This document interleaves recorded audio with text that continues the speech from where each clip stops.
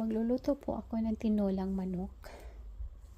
So, lalagyan ko po siya ng dahon ng chili.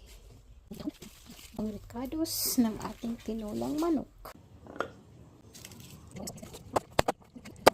Pitso po ito lahat. 2 pitso. Bumili po ako ng isang whole na chicken. Tapos, yung pitso sineseparate ko. Niluto ko na yung ibang parte ng katawan ng chicken the other day. Hirapan na ako dito sa luwag.